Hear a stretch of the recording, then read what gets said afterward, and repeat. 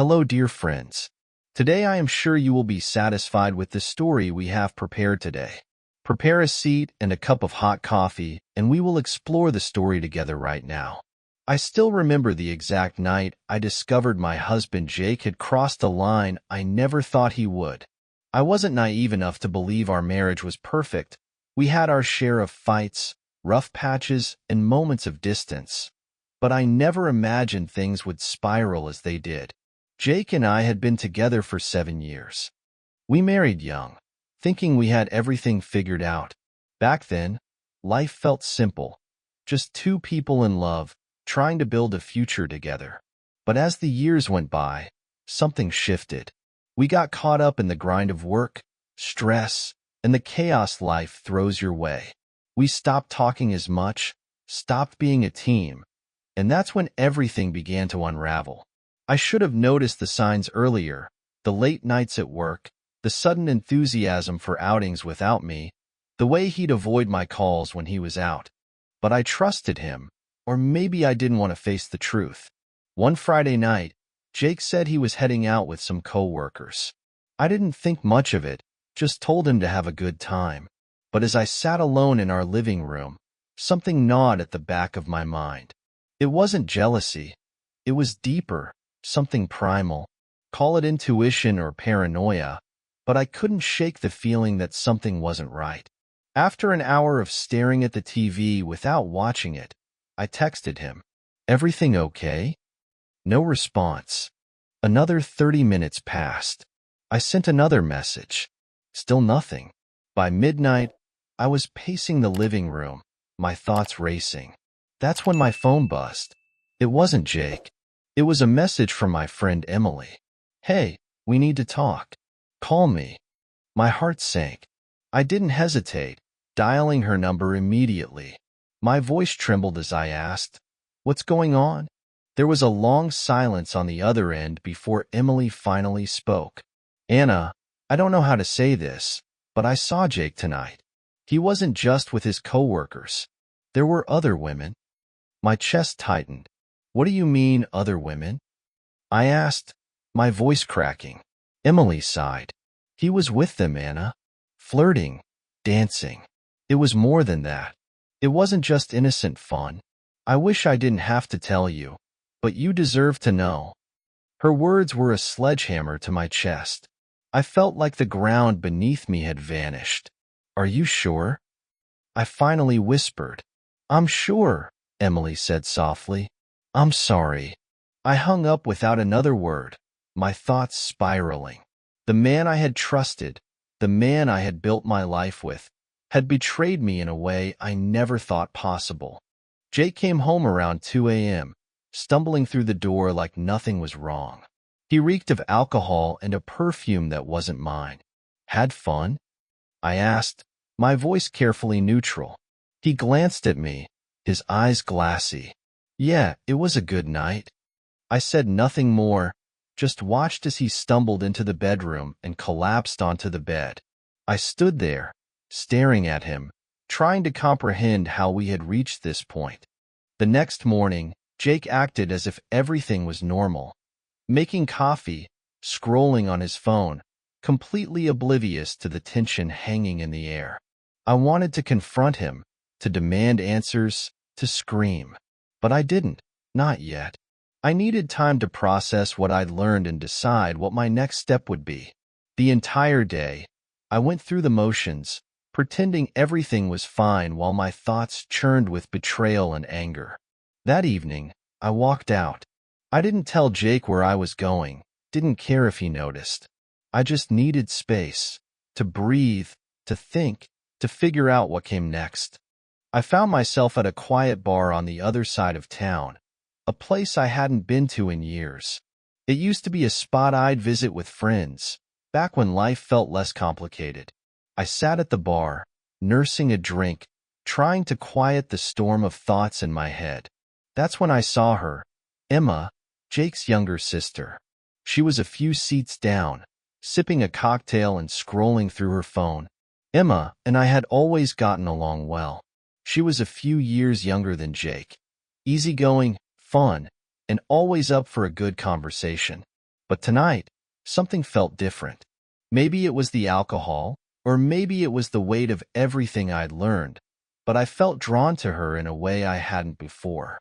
"Mind if I join you?" I asked, sliding into the seat next to her.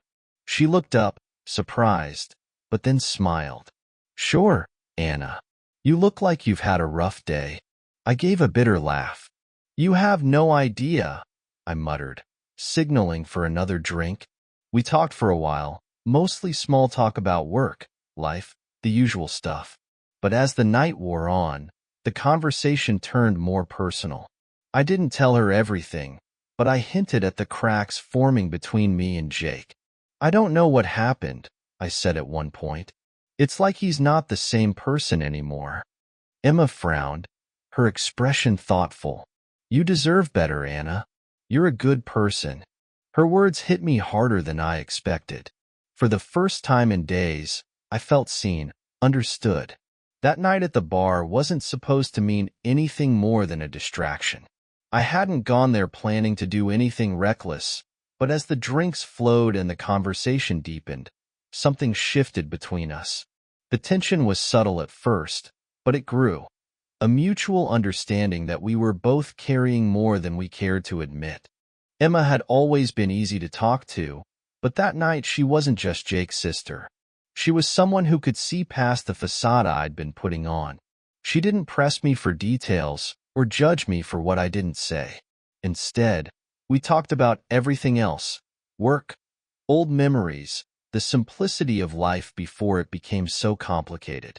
Around midnight, we left the bar, the cool night air sobering us slightly. As we walked toward the parking lot, Emma turned to me with a small, hesitant smile. "You okay?"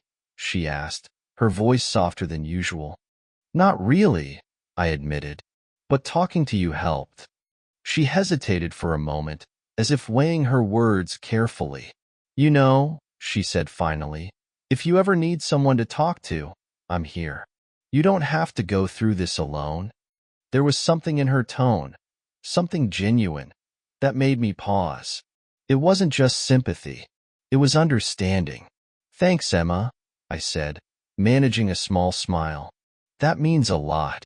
She nodded, gave me a quick hug, and got into her car. I watched her drive off, my mind racing with thoughts I didn't want to entertain. The next few days were tense. Jake acted like everything was fine, going about his routine as though he hadn't shattered my trust. He had no idea I knew about what had happened, and for now, I intended to keep it that way. I wasn't ready for the confrontation, not yet. I threw myself into work, trying to distract myself, but my thoughts kept drifting back to that night with Emma. There was a comfort in being around her, a sense of connection I hadn't felt in a long time. And then, out of nowhere, I got a text from her. "Hey, you free tonight? Could use some company." I stared at the message, torn. I knew what going to see her might lead to. A part of me knew it was a bad idea, but another part, the part still hurt and angry, didn't care. "Yeah, I'm free. What's up?" I replied. Her response came quickly. "Just bored. Come over if you want." It felt casual, innocent even, but the unspoken understanding between us hung heavy in the air. This wasn't just about boredom, though I tried to convince myself otherwise. I told myself it didn't have to mean anything more than two people spending time together. When I arrived at Emma's apartment, she greeted me with a warm smile, holding a bottle of wine. "Figured we could both use a drink," she said, stepping aside to let me in. Her apartment was small but inviting, filled with little personal touches, photos of friends and family, souvenirs from trips she'd taken. It felt warm and lived in, a stark contrast to the coldness my own house had exuded for so long. We settled onto the couch, the bottle of wine between us, and started talking. At first, it was lighthearted, jokes about work and funny memories from when we were younger. But as the night progressed, the conversation turned more serious. "I always thought you and Jake were perfect together," Emma said, swirling her wine. "You always seemed so happy." I let out a bitter laugh. Yeah, well, things aren't always what they seem. She gave me a sympathetic look but didn't pry. Instead, she reached over and placed her hand gently on mine. For what it's worth, Anna, I think you deserve better. Her touch was warm, reassuring, and before I knew it, I was leaning toward her. It wasn't something I had planned. It just happened. One moment we were talking, and the next, our lips met. For a fleeting second, I thought about stopping, pulling away before it went too far. But then the image of Jake and his betrayal flashed through my mind. I let myself give in. It wasn't about love or even desire. It was about anger, about wanting to feel something other than the pain and humiliation Jake had left me with. Emma didn't hesitate or question it. She kissed me back, her hands tangling in my hair as we lost ourselves in the moment. The next morning, I woke up in her bed, sunlight filtering through the blinds. Emma was still asleep beside me, her breathing soft and steady. I lay there for a moment, my mind racing to process what had just happened. This wasn't something I could undo, and the weight of it began to sink in. Part of me regretted it, not because it didn't feel right in the moment, but because it complicated everything. Emma wasn't just anyone. She was Jake's sister. No matter how much I resented him, this wasn't just about him anymore. I had dragged Emma into my mess, and there was no clean way out. Quietly, I got dressed and scribbled a note before leaving. I needed space to think, to figure out what to do next. As I drove home, questions swirled in my mind. What would Jake say if he found out? Would he even care? Would he feel the same crushing betrayal I had when I learned about him and those women? One thing was clear. This wasn't over. Not by a long shot. The next few days were tense. I tried to act normal around Jake, but nothing about the situation felt normal. I wasn't proud of what had happened with Emma, but I didn't feel guilty either. How could I? Jake had already shattered our marriage with his actions. If anything, I saw my night with Emma as evening the score, taking back a piece of what he had stolen from me when he decided to betray me. Jake, oblivious as ever, went about his routine as though nothing had changed, completely unaware of the growing storm brewing beneath the surface. But I knew this charade couldn't last forever. Eventually, everything would come to light, and when it did, I intended to be the one in control. One evening, Jake was sitting in the living room scrolling through his phone. I walked in, my resolve firm. He glanced up and smiled, completely unaware of what I was about to say. "We need to talk," I said, my tone cold and deliberate. His smile faltered, and he set his phone down. "Okay. About what?" I didn't sit. I stood, keeping my distance. "I know about the party, Jake. I know what you did." His face drained of color, his eyes widening slightly. For a moment, he didn't speak, like he was scrambling to figure out how much I knew. "I don't know what you're talking about," he finally said, his voice unsteady. "Don't lie to me," I snapped, my voice cutting through the air like a blade. "I know everything. I know about the women, Jake. All of it." His eyes widened further, and for a split second, I saw panic flash across his face before it was replaced by a defensive glare. "Who told you that?" he demanded.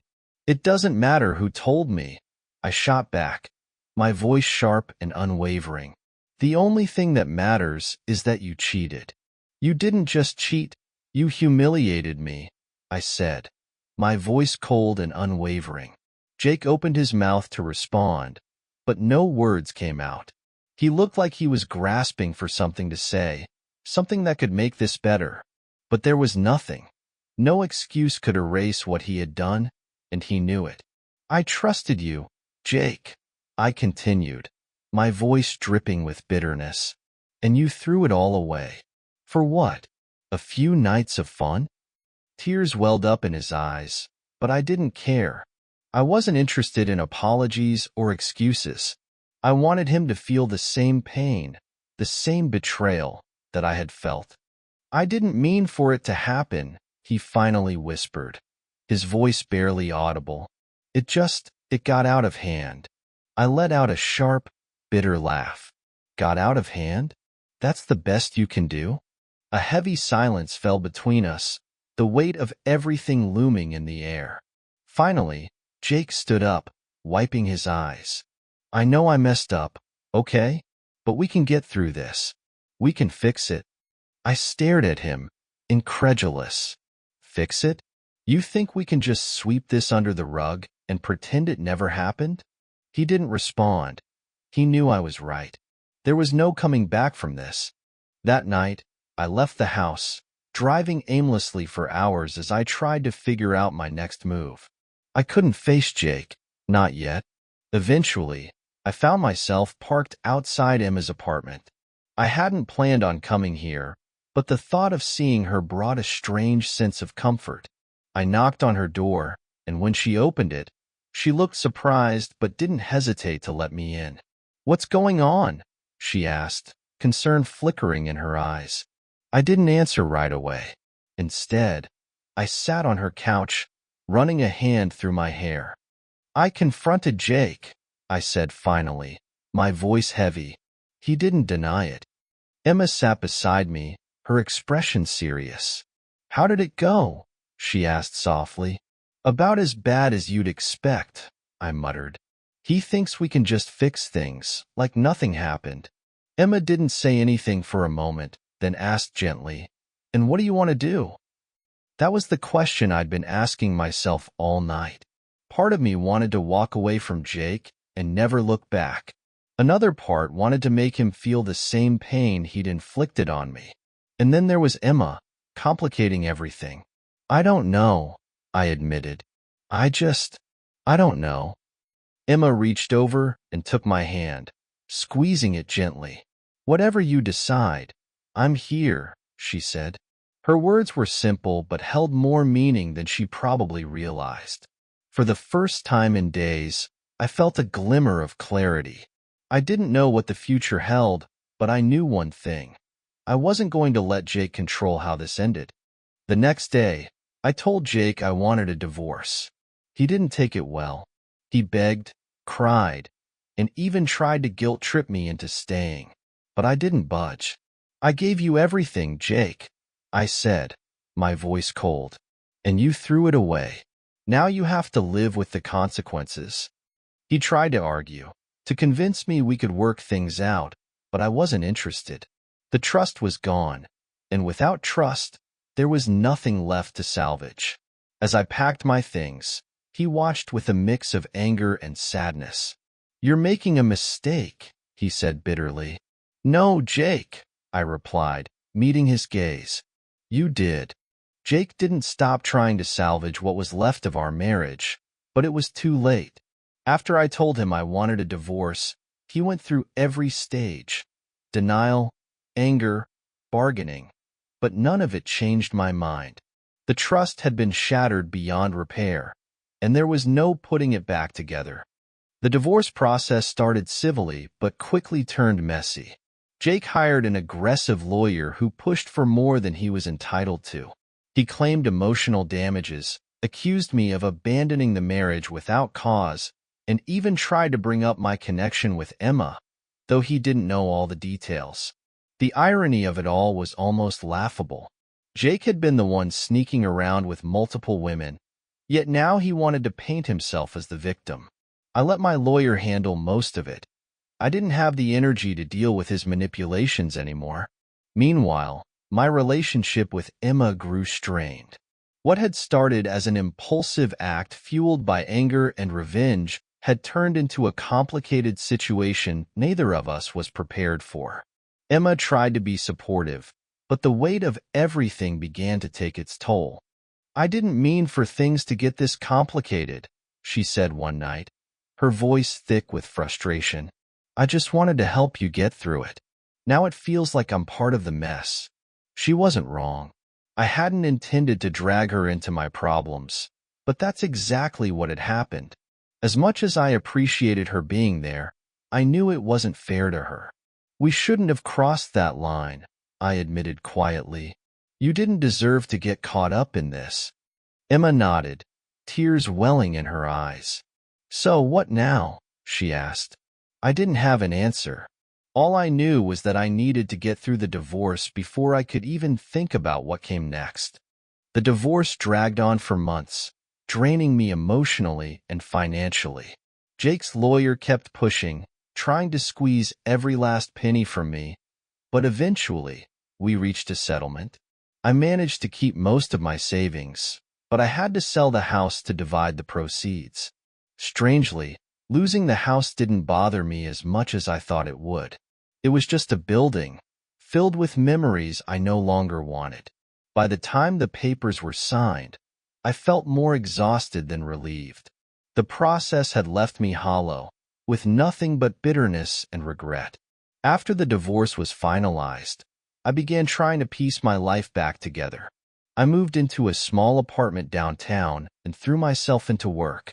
Emma and I had one last conversation, where we agreed it was best to go our separate ways.